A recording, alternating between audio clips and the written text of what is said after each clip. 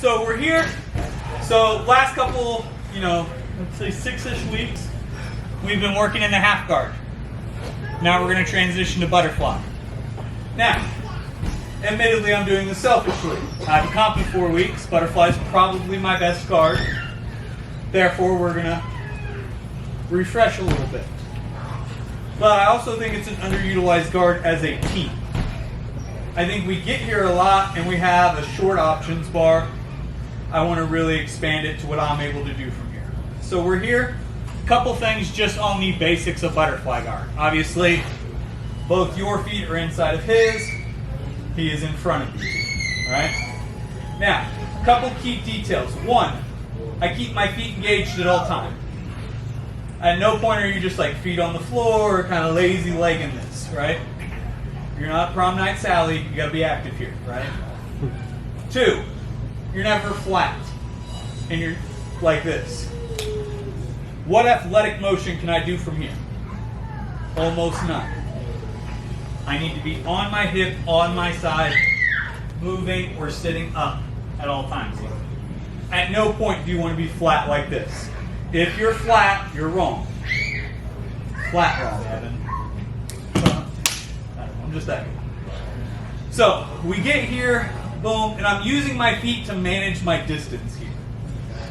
Now, when I get here, all I'm going to look to do is come up. A couple things I'm looking for. One, I'm keeping him just a little uncomfy here. If you've ever been in my butterfly guard, it's not comfortable.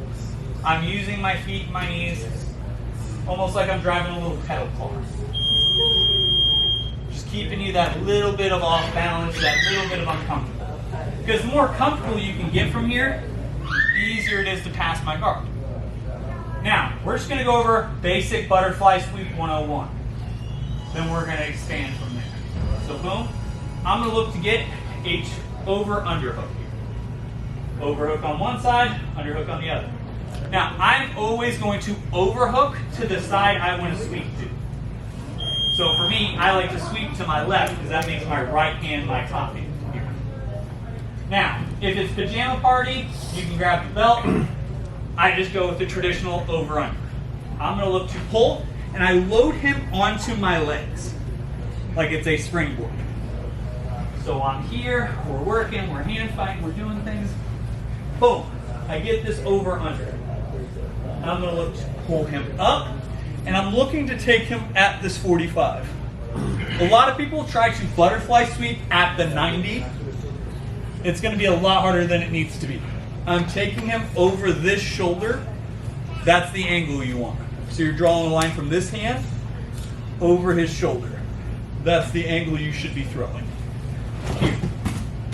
Now, ideal world, you come up and you land in mount. Not always going to be realistic. Goal is to land on top, somewhere in between half guard and mount. Sometimes you're going to trap an angle. Sometimes you're going to get, you're going to throw them off and you're going to land inside. Goal is half guard to mount, somewhere in between. So I'm here with steers. We're hand fighting, we're moving, I'm keeping them off balance. Boom, I get here, my over-under. I'm going to pull, wave to the crowd. I tap, right? I pull him towards this shoulder. I elevate my feet. Ideally, you land here, boom, mount, slap as needed. Very basic sweep, but it's still probably my #1 sweep I use day to day. Lands very often if you get good at it. Questions on this? Not generally. So for me, I'm generally going here to collapse this elbow, and this hand I'm just throwing up. Other questions here? Yes. If they're heavy on the feet and defending it well, what adjustments are you making to counter that? Biggest thing here is you can't just be like, oh, I have an underhook, over-under. Okay, sweet. I'm off balancing him at all times. Like when I'm here, I'm fighting for head position. I'm using this to scooting in, scooting out. If you're catching someone being real heavy and they're not moving in your butterfly guard, you're not being active enough with it. Pummeling, hand fight, head fight, using those feet.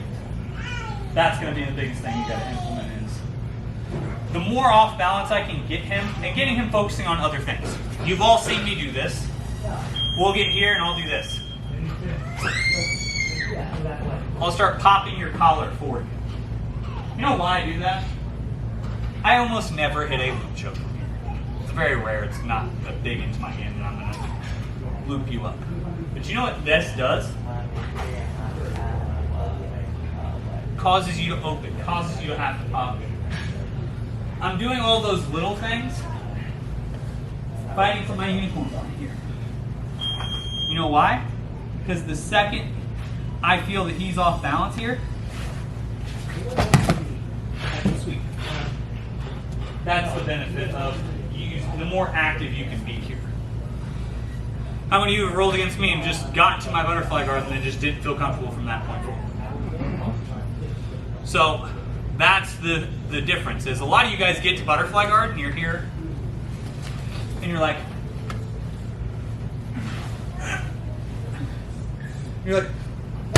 butterfly guard's stupid. I don't know why it doesn't work.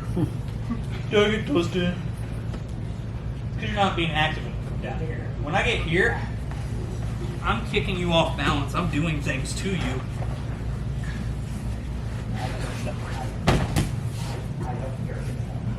To get you off balance for that count. Does head position matter? Like if Absolutely. your head Always. on the out, no, well, does it matter which side your head is on? Prefer. Which way you sweep? So, options bar for head position. 1. Prefer it on the side that you're sweeping to always. If it's going to be a far side, I want it unicorn horning here. At no point. Now, I'm going to say an antiquated phrase that I do not believe in, but it's how I learned it as a 4-year-old, so that was 26 odd years ago. If you're ear to ear, you're queer. Nothing wrong with that. Be as queer as you want to be. Love is love, all that, right? But you don't want to be ear to ear here, right?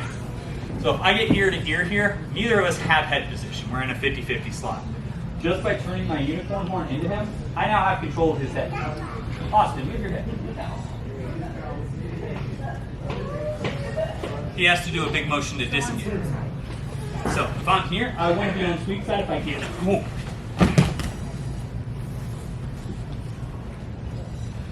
Sweep side if possible. If not, I'm always fighting for head position in butterfly guard. Because if not, that's how I head snap guillotine you guys from butterfly guard. If you've ever wondered why you've been in butterfly guard and I just go, what? Because you're just being lazy with your head. Other questions? Alright, sweep. Oh, that. Not about. So, the common like thing I think most people do when I get here and try to do this and fail is they like push into you, right? And you don't want to be on your back. Are you just resetting, or is there another move later that answers that? Yes and no. So a little bit of it, you are if you're, hey, I'm dedicated to this sweep. Yes, you're going to reset, re-engage you. Like if I'm here with Austin, we're hand fighting. He just pushes in real heavily to me, and I'm like, yeah, I'm not trying to sweep it from here. I'm trying to head fight, head position, boom. Now I can go. Now you go back to it. Now, are there things you can start to engage from bottom here? Yes. 2 weeks, I think, if I'm remembering my curriculum right here. How many of you guys remember the shoulder pinch here? That's going to be where we start to answer, okay, you made a mistake. You got flat. This would be where I would start going if I'm can't re-engage. To get them up again, I would start coming to here and then engaging. But I'm going to try to sit up first. Other questions, guys? 1, 2, 3. So I'm here. I get here with Mr. Steers. I'm doing the right things. Boom. I go to sweep here, and Austin doesn't suck at jiu-jitsu, unfortunately, right? He got a blue belt, and it wasn't on accident. So I go to sweep here, he posts this hand up. Stop. Oh no. Oh no, Batman, what are we gonna do? Well, I'm going to either commit to this underhook here, or if you have the belt grip, I'm gonna pull it in. And I'm gonna pull my knees to my chest. The hand that was on the overhook is going to come under. I'm going to look to wave at Chad. take him the other way. You Judy chop, the arm out, go the other way. So we're here. Boom, I'm hand fighting, good things are happening. I get here, I get my overhook, and let's say I just don't collapse this arm. Something goes wrong, I go here, he posts. Rocking across my hips here, pulling these knees to my chest. So he's loaded completely on my feet here. I wave, take this out. I'm not going to fight you where you're strong, I'm just going to take you the other direction. It's a very simple sweep. You just got to get that rocking motion down. Biggest thing, guys, is when I'm here, as I rock back here, you're going to feel this stuck moment. You have to get that. If you can figure out this hip motion, you'll figure out this sweep. But you guys will all look like teenagers trying to figure it out, and it won't look great at first. But we'll get there, all right? So I'm here with Austin. Boom. I get here. I rock across my hips. Overhook the other arm. Now once you get here, you have double underhooks. I would commit their biceps to their ears for them, because this is just good. Because that's then going to allow you to slide up and start attacking. Simple, not easy. Questions? What's tricky when you come back over? What's tricky? The post. Okay.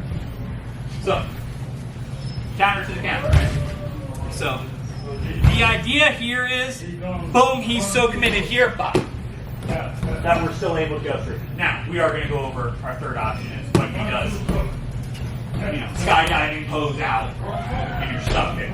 Just if you're grabbing someone. Just keeping that over. The goal here is a little bit of speed, a little bit of surprise. He thinks he stopped your attack, change direction.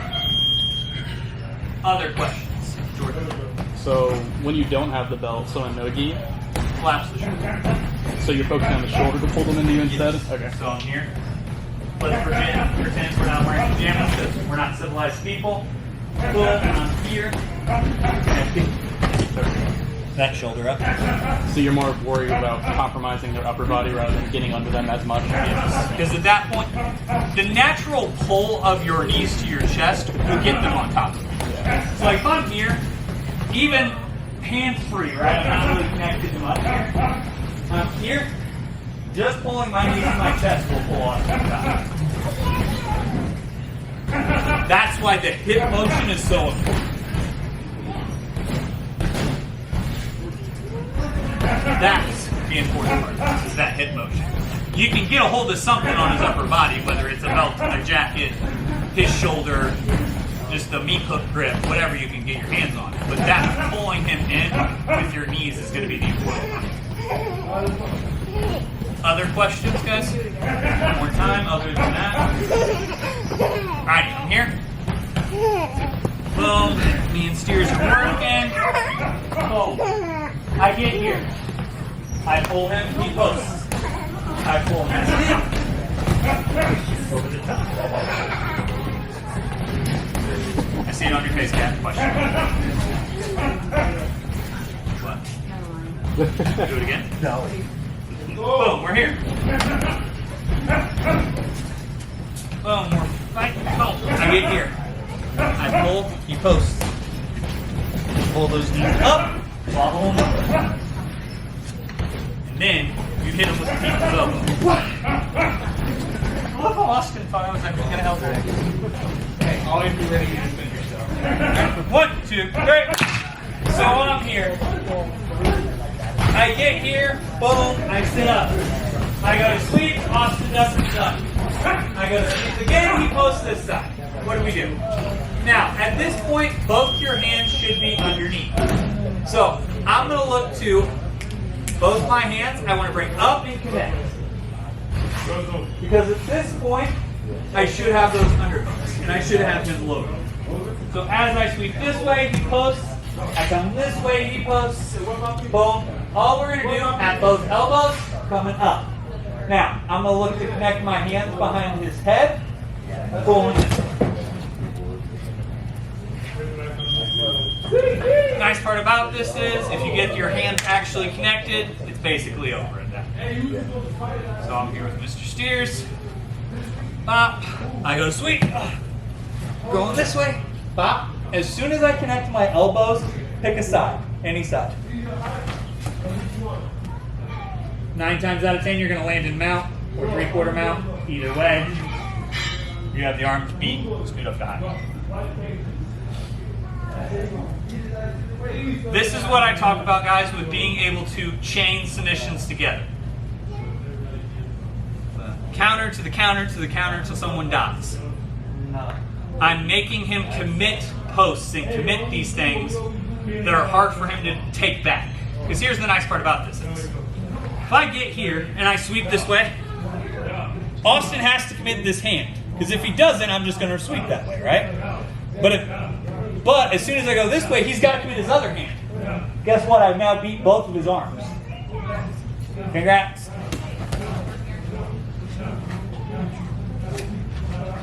I describe it in MMA a lot more the number line theory of combat sports. So you have a number line. You're at 0, right? Whenever I make you commit a post or I make you do something, now you're behind a step. You're behind a number. So you're at -1, -2. So now to catch back up and just get to basics, you got to jump 2 spots. To get to a good spot, you got to jump 3. That big gap there, that's where I'm able to capitalize. So the more I can get you to be a step behind, be a post, have to commit to something that you didn't want to do, the further behind I get you. The further behind I get you, the easier it is to step in that gap. Because if you're at -1, and all you have to do is get back to 0, that's I just have to commit my elbow back, or I just have to get back to 0, right? I get you behind 2, 3, 4 steps where you're playing catch up to what I'm doing. That's the difference in trapping people, guys. That's the, oh crap, you knew where we were going 3 steps ago. Yeah, because my commitment was long before this. I knew when this butterfly sweep started that I had 5 links in the chain I could go to before I ran out.